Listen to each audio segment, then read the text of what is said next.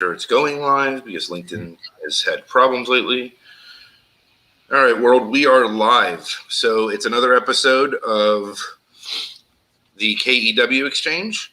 And today we are talking about messages from God and how to interpret them with a friend of mine, a magician shaman, magical shaman, I guess. Shaman magician. I don't know what order to put that in because it's a tough one to mix in. And, let's start with a little bit about who you are and roll from there so we can, get started. Yeah, cool. I'm grateful to be on the show with you, Michael. So my name is Ricky Goodall. I spent 8 years as a professional mixed martial arts fighter in my 20s and had 21 professional fights. And at the peak of that career, I went through a rock bottom where I had a whole identity crisis, realized that I just created myself as this MMA fighter as a form of validation and to feel like I was enough. That took me down this deep journey that eventually led to being initiated into high magic and training with shamans in Peru. I've been back and forth to Peru different times and brought shamans here to Canada. And so like you said, I mean, it's kind of difficult to say what I do. I don't really have a title, but what I practice is high magic and shamanism, and I'm a high performance coach and a martial artist. And I believe that we're all superhuman. I don't believe that we're human beings. I don't believe that you're Michael. I don't believe that I'm Ricky. I think these are just characters that we're playing, but really we're superhuman and we're capable of so much more than we could ever know. Yeah, I mean, for me, I look at it that we're spiritual entities having a human experience, right? And the way I explain it is the quantum realm has no time or space, right? So this is just an experience that we're here to live and learn, right? It's already done in the books, or whatever we accomplish in this lifetime is already done. It's how we get there. Yeah. And it's what we carry forward through that process. That's the way I look at it, right? And for me, that's how I perceive it. And again, I just share my perception because everybody has their own perception of everything. Yeah, that's right. I completely agree. So talk a little bit about your rock bottom, because I think it's important for people to understand no matter where they're at, they can always make a comeback, right? Everybody loves the comeback story. But then what I want to go from there is how you got where you are, right? And what the steps were. And, everybody can go to Peru. Everybody can fly somewhere. Everybody can go on a trip. Everybody can climb up mountains. It's synchronicities that happen to you specifically for your journey, right? So let's start with where rock bottom was for you and then go from there. Yeah. So I was in my 18th fight. In 2006, I was homeless and jobless, sleeping on somebody's couch. And my friend whose couch I was sleeping on got me to watch the movie The Secret. Within a year, I became a pro MMA fighter. I won my first fight, and that turned into 21 pro fights. But in my 18th fight, I was in the forum that I once dreamed that I would be in front of a hometown crowd, fighting as the main event. And I had this Muay Thai champion that I was fighting from New Mexico, and I was winning the fight. The first round, I was winning. I was picking him apart, and with just 3 seconds left of the first round, I got knocked out cold. So I was out for 2 minutes straight. I got up. I did an interview with the ring announcer. I did an interview with the newspaper outside of the cage, and then got wheeled out into a stretcher, and I don't remember any of this to this day. So I lost about 30 to 40 minutes of my life.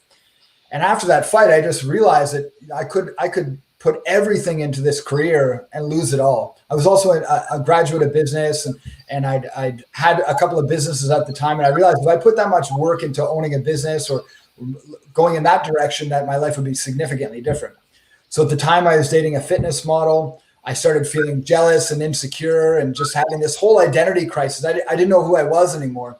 And then she broke up with me.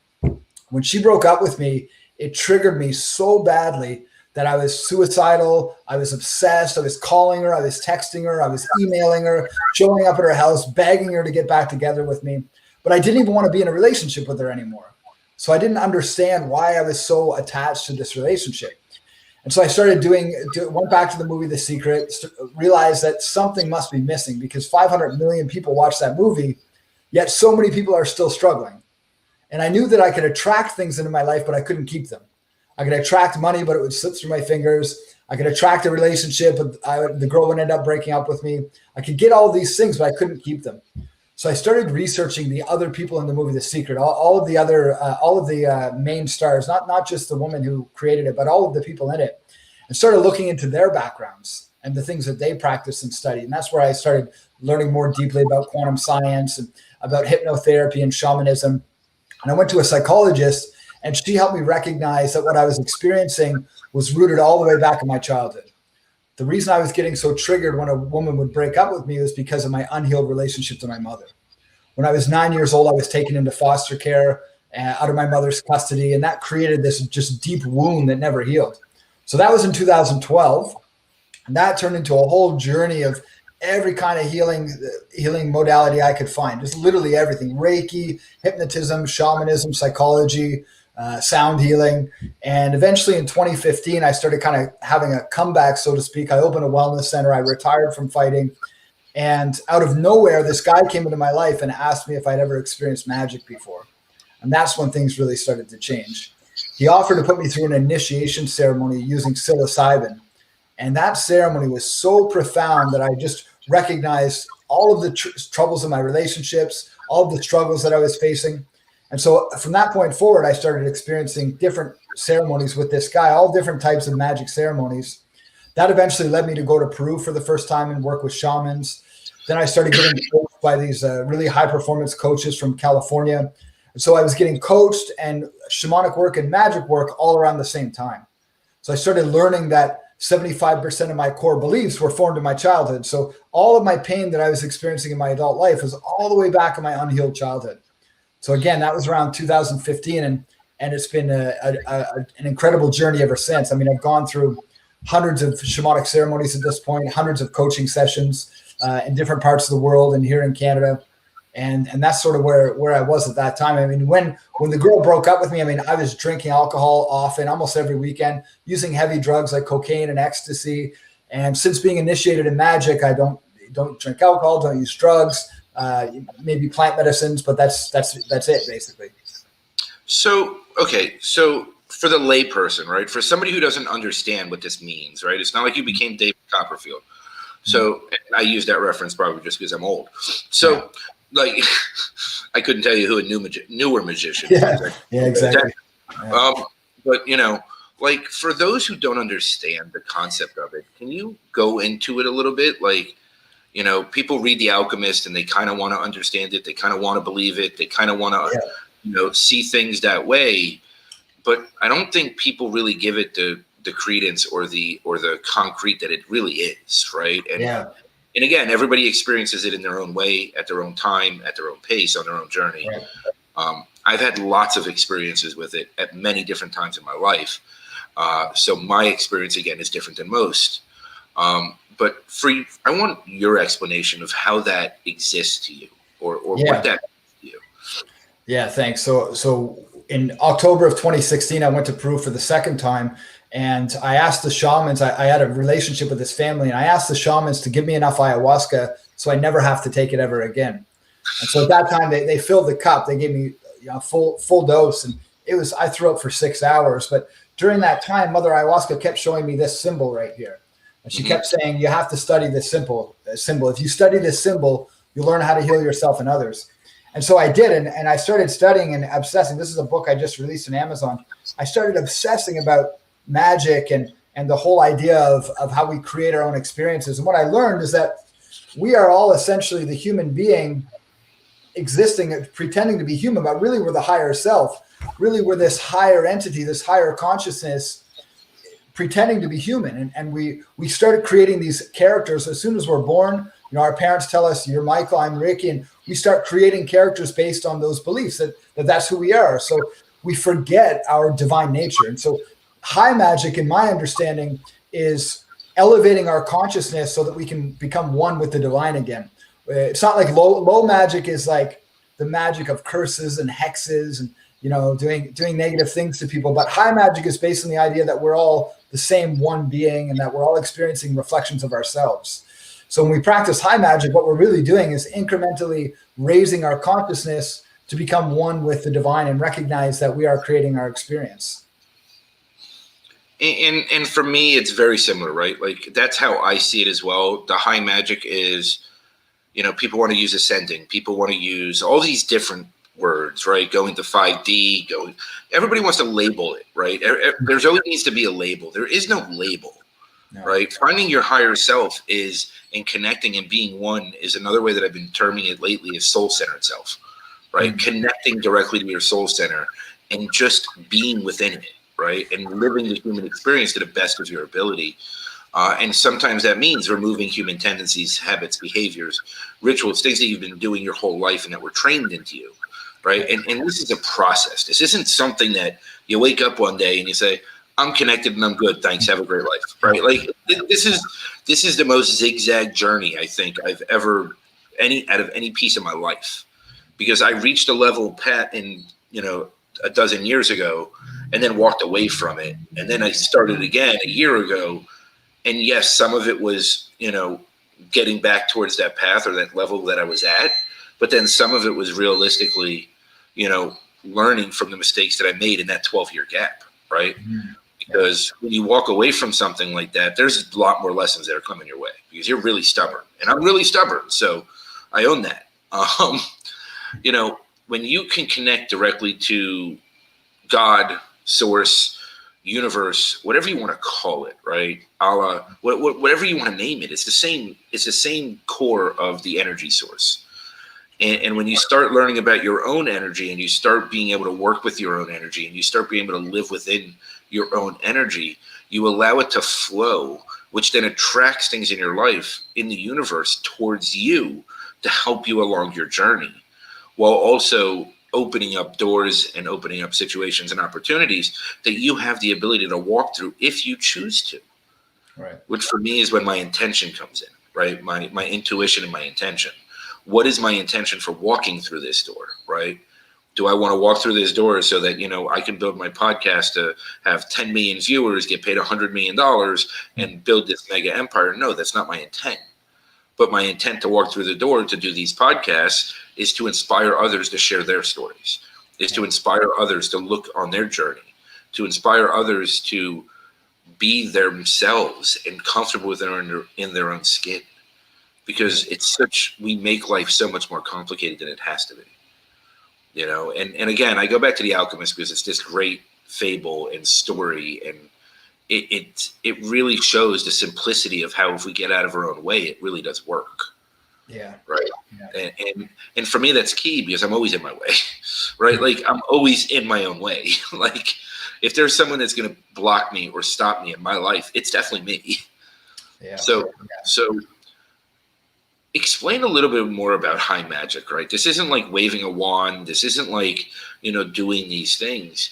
But yes, like you said, the secret plays a role with manifestation and bringing things into your universe to propel you on your journey to be able to betterment of humanity, betterment of mankind, betterment of the world. When your intent is pure, what you get in return is pure. Yeah. Thanks for saying that. And I think there are some ancient systems of high magic, and that's what I was guided to study in my 5th ayahuasca ceremony. So I started studying Hermetic Kabbalah, Jewish Kabbalah, Hermetic alchemy, systems like Gnosticism, Taoism, ancient forms of Buddhism, and Hinduism. What I discovered is at the core of all of these systems, there's one fundamental concept that they all share. And what that is that everything in the universe is based in the 5 elements: air, fire, water, earth, and ether. We're based in the 5 elements. The universe is based in the 5 elements. The famous alchemical phrase, as within, so without, basically means that my external world is a reflection of my internal world. Because I am the elements, my external world is the elements. So the idea is these elements, fire, water, air, earth, and then ether, they represent our mental, emotional, spiritual, and our physical body, as well as our consciousness. So if I want to change my external world, then I have to master my elements internally. So I have to heal my physical body, my mental body, my emotional body, my spiritual body, and I have to clean my consciousness. So the practice of high magic is really a way of rapidly cleansing our consciousness and healing our 5 bodies. So there are rituals, there are practices, there are specific ways that you practice a high magic ceremony that allows us to connect to these higher levels of consciousness. Sort of think of it like when we experience a peak emotional state. Like, for example, you get on stage for the first time in your whole life. That's really scary, but then you've now expanded your capacity for joy and pleasure and excitement and bliss. So in the future, it's not as scary to get on that stage. So you need bigger stages or you need bigger opportunities. Well, high magic is a way of experiencing peak experiences of reality, peak experiences emotionally and spiritually and mentally and physically, so that we can expand our capacity for understanding miracles and expand our capacity for understanding healing. The healing, like coaching, has been really powerful for me. It's changed my life, and I was trained in a form of coaching that connects me to my higher self. And it's the coach that I was trained under charged $100,000 US per client per year. So this is like super high level, elite level coaching that you just don't hear about in the mainstream world. But it's the same concept. But then in high magic, it's like the level of development is so exponentially accelerated that we just experience things that we can't experience in regular life. And so it kind of opens our mind and opens our soul up to a different level of understanding, where we really begin to understand that this, like you said earlier, this reality is not physical. It's not a physical reality. We know that. Science has proven that. Science has proven that when we observe something, it's there, but when we don't observe it, it disappears. So there's no way for me to know that Michael even exists. How can I ever know that? How can I know that anything outside of my own experience exists? There's a good chance that we're living in some kind of simulation, some kind of video game-like world, and that we are this higher self pretending to be the character in the video game. And that's sort of what these ancient forms of high magic point to. Now, they didn't use the term video game because they're thousands of years old, but they do kind of use the same similar concept that what's happening inside of us creates our external world. And I think people get wrapped up in movies, right? They get wrapped up in mainstream, what people have seen mainstream. A lot of people say The Matrix. A lot of people play this game, right? Like, oh, I took this pill, I'm taking this pill. It's not about that. It's so much larger on this grand scheme of life and death and the reality that an 80 to 100-year life over the course of humanistic time, right, which is man-made created, is nothing, right? Like, this is nothing. This is an experience. And I do believe that it's real because we experience it. I do believe that it could be physical because we see it, feel it, and touch it, smell it, all the senses. But I do believe that we have obvious control over our environment. Because I can tell you, when I first came here, right, we've talked about my story, and I've always talked about my story on lives. When I first came here, I didn't see anything for what it is, right? Like, I didn't see the beauty around me. I didn't see the trees around me. I didn't see the birds. I didn't see those things. Now, a year later, because my perspective is different, because of the enormous shift that I've made in every aspect of my life, I see the beauty for where I'm at right now. And the environment didn't change. Trust me, I'm still stuck in the exact same place, like, literally stuck. And it's turned into this healing oasis for me that I've been calling it lately, because it gave me the time and the space to find my own healing journey. And no matter what I've lost, what I've gained, everything throughout this process, this is a pivotal time in my life that I'm finding my higher self. I'm living into my higher self. I'm standing in my soul-centered self on a daily basis. Now, when I say something on live, it doesn't mean that I'm there at that moment, but what it means is that I am setting the intention to be there that next moment. Yeah. And because that is all I can control, right, is where I'm going next. I can't control even where I'm at this moment, because that moment's already passed. But I can control the next moment and what my intent is going into it. So when I look at all these different things, and I really look at life and how I'm living today compared to how I was, I look at everything as a magical experience, even the crappy stuff, because there's lessons that I'm learning that I need to absorb and learn to fulfill my purpose for being here this life, right? Like, this is a meaningful, purposeful time for me. And I need to learn these lessons to get where I'm going, and things align when they're meant to. We really can't control when they align.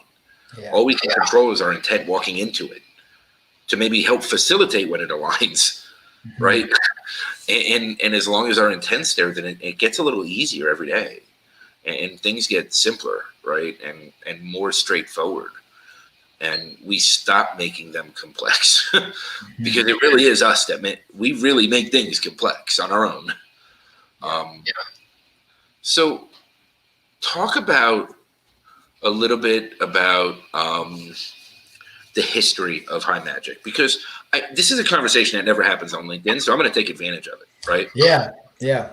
So it's interesting because the history of high magic has been suppressed by certain groups of fanatical spiritual fanatics in history. So I mean, we would have a lot more records if the Library of Alexandria was never burned down, or if witches and shamans were never there weren't genocides across the planet. So high magic has been, for the last 1,000 years, it's really been kind of like what they call occultist or esoteric. It's had to be hidden because so many religions have really bastardized it in a lot of ways. So the history of high magic is ageless. We actually, it's written in the fabric of reality. Like I said, this symbol right here, that we associate that with Judaism, but actually it's an ancient symbol that transcends Judaism. And this, symbols like the yin yang and symbols like the Om or the pentagram, like these are ancient geometrical symbols that are written in the fabric of reality. So when we ask, like, how old is high magic? Well, high magic is the magic of the universe. It's the magic of creation. So it's as old as creation itself. I believe that there's an author that I did a tour with when I was in Peru named Brian Forster. He's written 22 books on the subject of ancient human technology. So he's been to like the pyramids of Giza and Machu Picchu and Göbekli Tepe and Sacsayhuaman, all these ancient sites. The modern history books say they're like 4,000 years old, but like, researchers have done studies on these sites and they're thousands of years old. Some of them are like 30,000 years old. So human beings are far more older than we've been led to believe that we are. And so the idea is that there's archaeological evidence to suggest that there was some kind of flood 12,000 years ago. Lots of different names for that flood, but it's basically proof now that there was a flood. And that before that flood, the belief is that we were far more advanced than we are now. So high magic is one of the technologies that has survived that flood. And so when you think about chemistry, the word chemistry, CHEM, that comes from the word alchemy. All modern science, whether it's physics or biology or psychology or chemistry, that all comes from high magic. It all comes from shamanism. It all comes from high magic.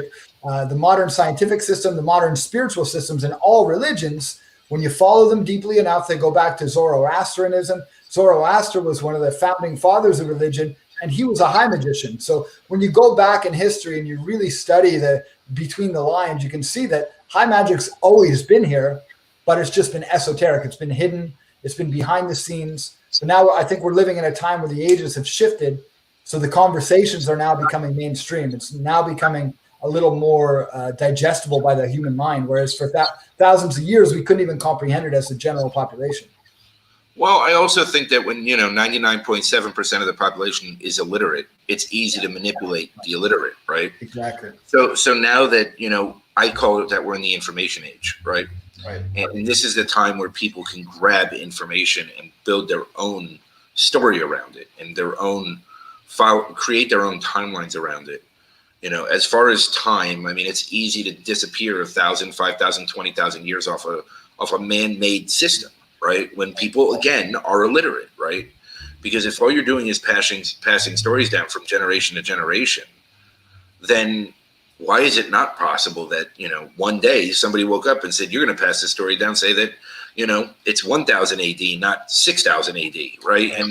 And we look at these things as these enormous milestones. And the reality is the milestones are our inner growth, our inner self, our soul-centered self, and how we've evolved as humanity or not evolved as humanity, right? The fact that, that there's still all the isms, that there's still hatred and it's still, ruling us in so many ways, that shows how not evolved we are, right? Right.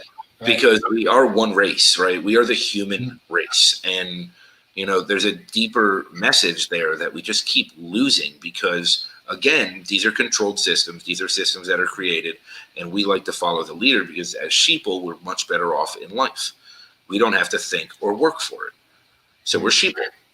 And over time, I really believe that this next generation, between now and the next 50 years, it's going to blow the doors off all that crap. Like, all that crap's going to fall by the wayside. And it's going to really change everything. And going forward, I have a tremendous amount of faith in humanity going forward. Yeah. Now, the next 30 to 50 years, maybe not so much faith in them. But after that, once that generation, once my kids come up and they're the ones that are going to be leading going forward, anybody under 15, their minds are so much more creative and open, and their curiosity for knowledge is even bigger than mine was in a broken, antiquated education system that wanted me to memorize everything. Yeah.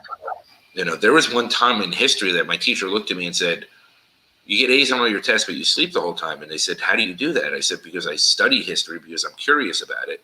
But when you tell me to memorize specific points, it's pointless. Yeah. Because what am I following your history for?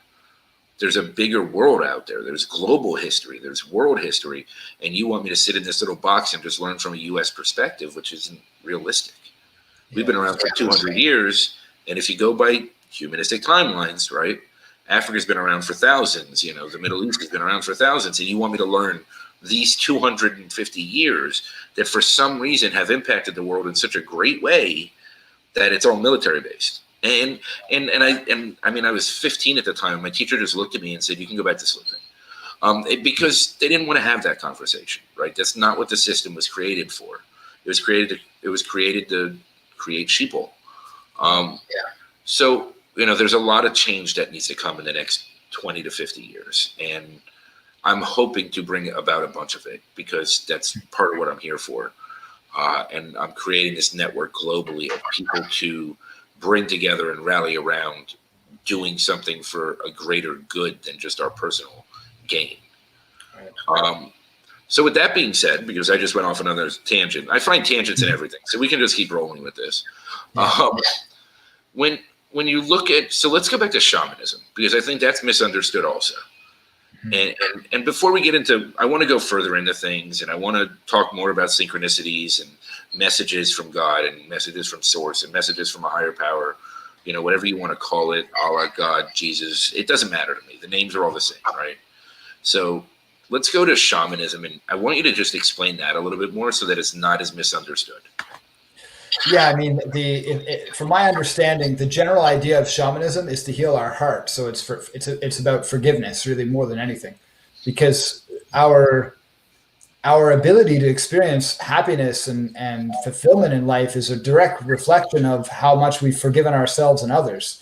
If I haven't forgiven myself and I haven't forgiven others, I'm not able to have high levels of faith. I'm not able to have high levels of self-love and self-acceptance. So shamanism really, when it really comes down to it, it's about forgiving ourselves, forgiving God, forgiving the universe for the life that we've had, and then finding our purpose hidden inside of it. Because I believe that our purpose is a reflection of the pain of our past. So, if you really want to find your purpose, you can find the golden thread in everything that you've ever been through, and it sort of leads us to this moment. So really, again, shamanism is about cleaning the bodies, the mental, emotional, spiritual, and the physical body, cleansing them of demons or cleansing them of pain and anger and shame and guilt and resentment and all of those emotions that continue to perpetuate suffering in our lives. Because I truly believe that all suffering that we experience is rooted in the past. If we heal the past, our suffering begins to change out here. And I've seen that myself and too many people to count. So shamanism really, it's this, if you ask someone in the mainstream, they might think it's, woo-woo or bullshit or whatever. But when it really comes down to it, it's about cleansing and healing and forgiving more than anything. So if you're using a plant medicine like ayahuasca, which I've done a number of times, it's always about purging and cleansing and forgiving and letting go and opening the heart and allowing ourselves to heal. And the most important thing we always have to do is forgive ourselves, because everything I judge in anyone else, no matter who it is a reflection of something I judge in myself. There's no limit to that. There's no exceptions to it either. No matter what I judge in other people, even if it's the most vile, sick, sadistic person I can think of, that whatever I'm judging in them is still a reflection of something that I'm carrying inside of myself. So the only way to have compassion for others is to have compassion for ourselves. And the only way to have compassion for ourselves is to have compassion for others. So I think that's really the purpose of shamanism, is to help us get back to that place that we were when we came into this world, before we started taking on damage, or maybe even before we were out of the womb, really. Right. And to get back to that pure state of love and compassion and forgiveness and just being able to recognize that we are, like you said, all one race, all brothers and sisters, really, and that everyone we judge is just a reflection of ourselves. it's funny how a natural plant-based healing is so secretive and hated, right? And mainstream's against it.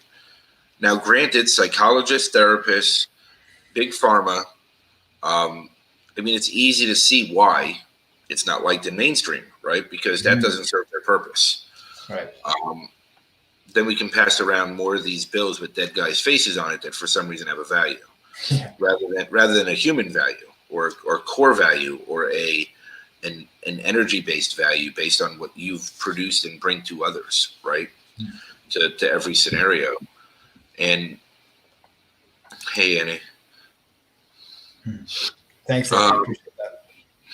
It's very interesting, right? Like this whole concept of this natural way of living and healthy and toxin free, and all these imbalances that we have can be healed, managed, or expanded through natural remedies, right? And that's my personal belief. Yeah. My personal belief is that the mental health arena is something that has to drastically change, because if we go back to the topic now, which is messages from God, right, and how to interpret them, I don't know if you've ever seen the documentary Crazy Wise, but it really goes into details about how expanded mental capacities often are misdiagnosed as crazy or insanity or any of those things today. And I think it's because we're trying so hard to be rational and logical and look at resolute answers, which I don't believe exist, which I'm really letting go of today, that we have to have a fix for everything. Maybe we're all perfect exactly the way we are, and we need to find a natural way to balance ourselves. Yeah. So let's talk a little bit about messages from God. We're 32 minutes in. We heard your story. We understand you a little bit better. I love talking about this stuff because I feel like me and you could talk literally for days. Like we can go back and forth about this stuff because we're a reflection of each other. We both have a knowledge base of it. We have different perspectives, and we could just keep going, and it's awesome. But I really want to go into the messages about God, because that was the original title that you wanted to give this, and I went with it because I just think it's awesome. So where does that come from for you? So let's just start there. Yeah, well, I mean, my parents were drug dealers and so bikers and hippies. So according to religion growing up, my family was going to burn in hell. So religion was never something that made me comfortable. When I was like 8 years old, my best friend had a Christian family, and I remember how different my family felt. My dad's got long hair and a mullet and handlebar mustache, tattoos all over his body. So the whole idea of God was not really something that resonated for me most of my life. When I was initiated into high magic, even then I was still kind of confused. I didn't really get the idea. But then once I experienced the ayahuasca ceremonies it was like I had no choice anymore. I experienced this in my 5th ayahuasca ceremony. The first thing that happened when I had that really big dose is I disappeared. I was no longer Ricky Goodall. I didn't have a body. I didn't have a mind. I didn't have a memory. I had no recollection that I was in Peru. I was in total blackness. I thought I died and gone to hell. And I was terrified. And I was crying and I was saying, where am I? What is this? What is this? And there was no response. And it felt like I was there for an eternity. I thought I was in hell. I didn't even know who I was. And I was begging and I was saying, where am I? What is this? What is this? And finally, this feminine voice, which I knew to be the divine mother coming through Mother Ayahuasca, said, what's wrong? I said, what is this? Where am I? Please, I want to go home. She chuckled and she says, what's wrong? I thought you wanted to know what it feels like to be God. I thought you wanted to know what it feels like to be the creator. She said, don't you recognize this life you've created as Ricky Goodall is a vacation you've given yourself to get away from being all there is, all there ever was, and all there ever will be? So don't you recognize all the suffering you've experienced in your life is a gift compared to the infinite nothingness you experience at this level of your consciousness? You created this life to take a vacation away from knowing all there is and being all there is.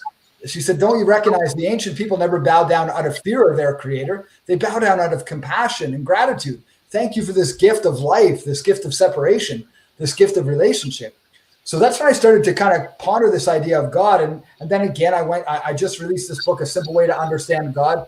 And really when we get to the core of all religions, all spiritual systems, God is really an intelligence that would be the everything. I mean, there can only be one. You know, when you think about zero is nothing, and then one is everything, and that's really all there is. There's just zeros and ones. We are all the one in a different color or a different spectrum or a different way of expressing itself. So when we think of creator or God, when I think of creator or God, I think of this infinite intelligence and every possible way that creation can manifest itself way beyond anything we can even comprehend from this reality. And so I believe that every one of us really is God manifested as a human being. I believe that Jesus Christ was a man that discovered this truth. I believe that Buddha and Lao Tzu discovered this truth. All the greatest spiritual teachers in history, they discovered this truth.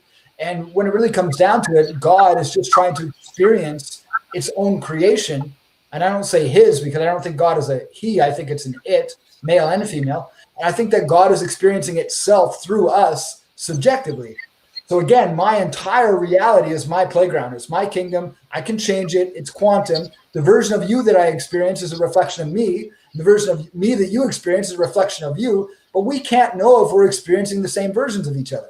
There's no way to know that because we're in a quantum world. So I think that God, if anything, is just this not just, but is this infinitely unexplainable, unimaginable idea that's so far beyond our comprehension that we can't even possibly begin to understand it. And that's why all of the ancient Hebrew names for God are like the name or the all or, Yod He Vav He, which means basically like father, mother, son, daughter, fire, water, air, earth. It's the everything and it's unnameable, unknowable. It's an unimaginable concept for us as human beings. That's a lot. That's a lot. Wow. So that's a lot, right? I have my belief as far as that goes is very, very similar. I think it's infinite love, right? I think it's infinite, unconditional, agape, Ubuntu, true love, like just at its core, and everything can be experienced through that, right? That's the way that I'm starting to perceive everything today. And I look at religion and I understand man's desire to understand, man's desire to bond, man's desire to congregate around a belief system so that they never feel alone, right? Yeah. But I do believe that over time, as these religions have been controlled by men, women, females, whatever, like just humanity, that it has lost its way in a lot of ways. And they've strayed from a faith-based gathering of ritualistic beliefs to hate and power and corruption and greed. Because there's not a religion out there that says hate the person next to you. There's not a religion out there that says this person's different, hate them, right? Like this doesn't exist. No. And it just gets so manipulated in more divisive ways, right? Ways that those divide humanity, because the people that are in control, right, and the entities that are in control know that if the masses unify together and their conscious becomes higher and they elevate to that higher purpose, higher cause, higher self, then they lose any perceived control that they have. Mm-hmm. It's really interesting, right? Like I look at this and I really this is a touchy subject because it can really offend people and it can really turn people off. And I'm okay with that also because I just speak my truth. I have no judgments. I respect all religions. I find such value in every single one of them. The rituals, the traditions, the gatherings. It's not them that I don't like. It's the man or men or humanity that has led it over generations and used religion for religious wars, religious persecution. These are things that just never make sense. They don't make sense to me, right? How do you go so opposite of what your belief system is to just hate on one group or one category or one anything? It's truly refreshing to hear the way that you explain these things, because I think it's mind opening for so many that are willing to listen with an open heart and an open mind. So when we talk about messages from God, for me, I consider them knowings, right? And then I also have others in my life that are really messengers that deliver messages all the time, right? In their own way, based on their own experience. And you can call it channeling, you can call it whatever you want. It doesn't really matter. But I do have many people in my life that do that also and deliver messages. For me, they're my knowings. Like I don't know really how to explain it other than I just know, right? Like it comes to me in such a fashion that it feels like my own consciousness is delivering a message to me about whatever scenario, situation, person, individual I'm working with, whatever it is, which again is a reflection of a piece of me. So whatever I'm usually sharing with that person, I need to listen to myself. And since we do fall into ego a lot, we hear ourselves much clearer when we're talking to somebody else. Yeah. So how does that work? Is that sort of the same for you? Is it for you? Is it more in your shamanistic rituals? Is it more in your magical rituals? Like how does it work for you from your experience? Yeah, so I've learned I've learned that when I tell people that I've learned how to pray in such a way that I can communicate with God, I get these funny looks because it's people just they weren't taught that that's true. They taught that they have to go through a priest or they have to go through a pastor, if they go through Jesus or whatever. We're taught to believe that we can't connect directly to that consciousness, which is I just don't believe that that's true at all. I think that truth needs no convincing. So when I hear truth, there's a resonance, there's a feeling, because I feel it here. I don't feel it up here. This is just noise. When I experience real truth, real wisdom, it happens inside of me. Someone might say something, but it clicks inside, and that's how I know it's true. So I think that truth is something that we can feel. It's something that we know. It's not something that needs to be convinced. I always tell at the beginning of any video or any book I've ever written, I always say, don't believe anything I say. Don't blindly believe me. Don't blindly trust me. Take whatever I say and let it inspire you to create a truth that works for you. Because again, if we are all manifestations of God, if we're all children of God, if we're all creators, then our truth is different for everyone. So everyone has to find their own way of understanding it. And I think that, again, it's something that we can feel. It's not something that needs convincing or needs manipulating or forcing. It's something that we can feel inside of us. And like you said, with religion being run by these corrupt powers, which I think is actually, there's a scientific reason for that, I'm pretty sure. And I think it's based on ancient astrology and the wobble of the earth and the 24,000 year cycle that humans consciousness goes through. I don't think there's anyone to blame, but it did happen. And I think that it was necessary for us to attach to a religion because we needed tribal living. We needed to be part of a tribe so we could be safe. And like you said, not everyone could read, not everyone could write. So they had to be constantly told this stuff through somebody that could read or write. So I think, again, it's something that can be felt. I don't think it's something that we need to search for too deeply. I think it's something that we can feel, and it's a subtle feeling. It's a light feeling. Yeah, and again, like it's so hard for me to explain, right? Because it's like you said, it's here. It's in my soul, my essence. I feel it. It's this clarity that I can't explain on a humanistic level because it doesn't exist, right? Like it's not there. And it just makes so much sense. And people look at me sometimes, they're like, how do you know this stuff? And my only answer is I'm open to it, right? Like that's the difference. I've opened that door that I'm willing to listen to wherever it's coming from. Yeah. Right. And when things get reflected to me, I feel it there also, like you said. But I also, there's another aspect of this where sometimes there's just this inner voice, this inner feeling and voice. And it always sounds like my own voice, right? It's not like this holier than thou, right, Bruce Almighty, where I get this whole big, rattling in my head, right? But it's my own voice. But it comes through with this conviction, this strength, this knowledge, this wisdom, this gift that just explains it perfectly. Yeah. And I know me on a humanistic level, like I call it when I go in the zone, because it's beyond my capacity. Yeah. And it truly is a magical space to be in. And it's not 100% of the time. It's not 50% of the time. It's like it is when it is, and it comes when it's needed to come. And half of my conversations, I don't remember what I say because I don't feel like it's me always. Right? I don't feel like it's coming from my human experience. I feel like it's coming from divine knowledge, divine source, whatever you want to call it, right? But the knowledge is coming from somewhere that is more aware, more intelligent, more definitive, and more purposeful than where I am today. Yeah. Doesn't mean I can't work towards that. Doesn't mean I'm not going to spend the rest of my life working towards that. It's just where I'm at today.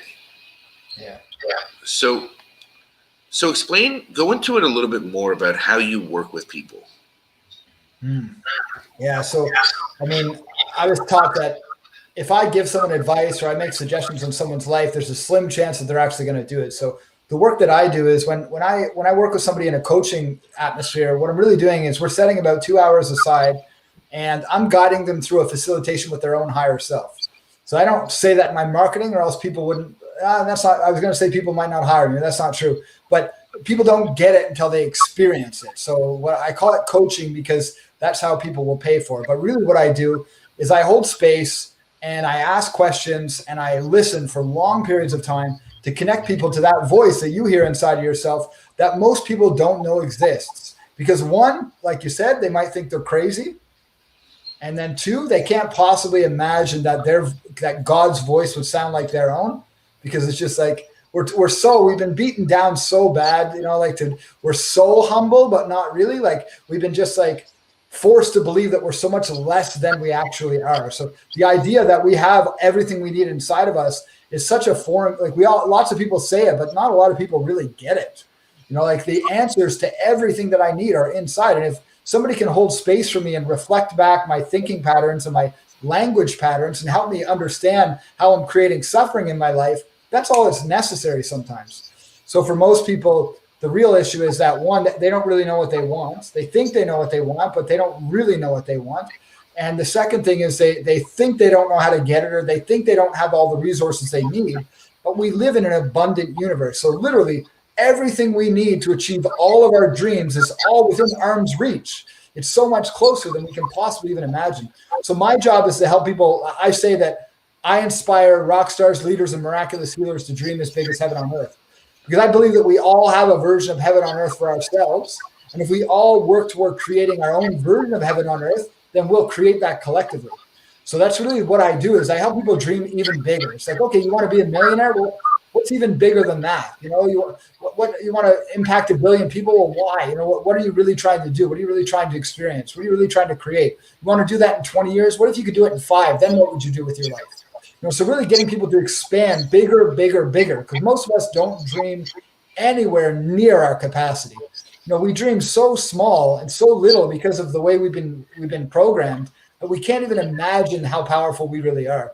So my job is to expand people to the level of their higher self, to the level of like, what if you really were a miracle worker? What if you could create anything? Then what would you do? And that's really the work that I do. And that's in coaching. That's like the most basic. In shamanism, it's a little deeper. I'll take them into a similar experience, but maybe using the breath or maybe using plant medicines where they actually experience this transcendent state of consciousness so that they can really understand it from the inside out. So again, that's so much to unpack, right? Like that's a lot of information again. So how do you work? Let's because you're very unique in how you work with people. So I want you to describe that a little bit also, in case people want to reach out to you. And I know that it's middle of the day, so we're not getting a ton of viewers, but there will be people that watch it later. That's a guarantee. Yeah. So I mean, basically, when I work with a client, my interest is to help them connect to and live from their higher self. So one, to just begin to discover their purpose, because our purpose, another way of saying that is like our path of greatest bliss, our path of greatest excitement. the life that's going to be most fulfilling, or our zone of genius, or, there's lots of ways to say it. And if we're living in our zone of excellence, things we're really good at, but they don't light us up and we don't really love them, then we're not going to create as much impact as we could. We're not going to impact people. We're not going to inspire others. So when I work with a client, it's usually for like a 3 to 6 month journey. If I'm working with them one-on-one and we're going on that type of experience. Sometimes I work with people. I do conscious contact breath work. So it's like breath work that stimulates a natural DMT release in the brain. So I do those online. I have one on May 11th. It's free to join, but I do those online as well. But when I work with somebody one-on-one, it's like I'm working with CEOs or leaders or entrepreneurs or coaches or healers who want to get to the next level in their healing or in their work that they do, and they want to create more impact. I have, like I'm telling you, Michael, I would bet my life on it. I have 100% confidence that we're moving toward heaven on earth. God showed it to me. I've had visions that I know what my role is and what I'm doing in all of this. And I'm telling you, if there was a gun to my head and somebody said, you tell me that God's not real, you tell me that we're not moving toward heaven, that gun would fall apart in that person's hand. Mark my words. I know it's true. I know that faith is how we move mountains and how we part seas. It's all in faith, and the level of our faith is a reflection of the level of our healing. Period. So I work with people that want to really, like, we look at the transformation we're seeing in the world, and we won't get into it in this video, but you can see it happening. And so I work with the leaders who are on the front line of making that change happen, who are out there speaking their truth, who are leading movements, who are leading revolutions, who are, whether they're doctors, like I said, or entrepreneurs or freedom fighters or whatever. My job is to empower them and help them empower themselves so that they can lead by example and transform the world. I think so. Like, I'm actually at a loss for words, which never really happens. But you're guiding people towards their highest selves, towards their highest purpose. I've always been a person that said I'm going to choose purpose and passion over money any single day of the week. I do not care about money. Money comes and goes. It disappears fast. It comes again. There is no consistency to it. There's no growth with it. It just sits there. It rots. But when you find your passion not only lights you up, but it lights up everyone around you. Yeah, well said. And then you inspire others to find their passion, right? Mm-hmm. If you ever look at any of these tech companies, if you look at any of these startups, these unicorns, right, that they want to call unicorns. Now, granted, it's all money-based. But if you really look at the impact that they've had on humanity, I mean, you could look at any of them, Facebook, Microsoft, Amazon, right? Like they've all had this beginning core foundation of a self-inspired leader who saw a greater vision of how to make something better for humanity. Yeah. Now, I won't discuss where they've made wrong turns and how that's all changed into this money cow, because it has in many ways. And not all of them. Maybe they're just lost on their path, which is fine too. But it starts with that passion, because without the passion, nothing moves forward. Right. That internal flame, that fire, that this is what I get up for every day. Mm-hmm. This is what moves me. And the minute you start doing that, whether it's money, whether it's people that you want to work with, whether it's commodities of sorts, whether it's a need of sorts, all these things start finding you because you're a beacon for it. Mm-hmm. When you live in your passion-driven purpose from a soul-centered, intentful, purposed way, you are unstoppable because you're not doing it for the assets. You're not doing it to own the biggest house, the most cars, to have the best Instagram photos. You're not living for that anymore. You're living for beyond that humanistic desire. Yeah. You're living in a place where your impact is going to carry through legacy. And that is truly beautiful, and that is magical.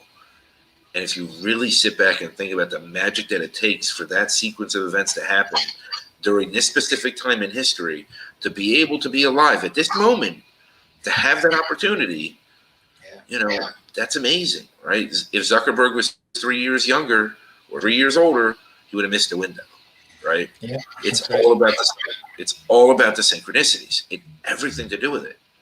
It had to be the right time.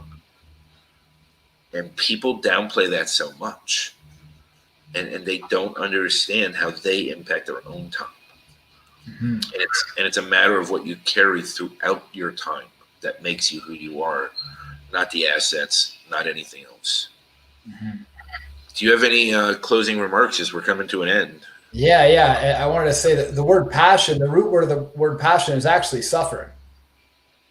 So most of us find our passion through our suffering. 100%. And then we suffer in a different way. It's voluntary suffering when we get up early and we bust our ass and we do what we need to do, or we spend a lot of time traveling, whatever it is. Our passion requires some kind of voluntary suffering, and usually after the involuntary suffering. And I think that you're right. I think that when our flame is brighter, we light the flames of others. And then everyone raises. When the sea raises, all boats raise. And that's really the secret. Is like when we're living our passion, when we're living our purpose, money comes to us. I wasn't so great at handling money in the past, so it would come, but then it would leave. Now I'm learning how to keep it, a little bit more. But you're right. I mean, when we're living in that place, the synchronicities and the magic and the miracles, they just come to us. We don't have to go looking for them so hard when we're living in passion. But if we're in our zone of excellence, when we're just doing what we're good at, but not necessarily what we're really passionate about, the synchronicities kind of slow down in my experience. The miracles kind of slow down because I'm not vibrating at that higher frequency of passion and love and bliss and really the feeling that draws it all to us. And so I think you're right. That's the secret. It's growing up in Canadian poverty, which is not real poverty, but it was a form of poverty. I didn't know that living my passion was how I make money. I thought I had to go to school and get a job and do all these different things. And I was miserable and I had no money. But then once I started really living my passion, that's when money just started coming. And it comes and it comes. And don't get me wrong, I had to actually educate myself on money, and I had to learn how to handle money and learn how to make money. But anyone can do that. You can do that with a library card. But when we're passionate, that's the fuel that drives those synchronicities and miracles toward us. 100%. And again, I love this conversation, and I'm looking forward to our one-on-one next week. I'm looking forward to doing another group one, me, you, and Mark Wynn, because that would be so exciting and enjoyable. I will work on that when I speak to him on Wednesday. Oh, actually, he's going to be on tomorrow, now that I think about it. Nice. With a group. So, I truly appreciate it. I thank you for being here. Everybody, thank you for watching now or later. Most people later because it's middle of the day. And if you guys have any questions, reach out to Ricky directly. He'll post on the post. He'll go on the post and put the link to his book so you can look at that. And if you need to reach out to him directly, he's available. He's real as anybody gets in this realm. So everybody have an amazing, beautiful Monday. Make it the best week yet. And thank you very much for watching. Thanks, everyone.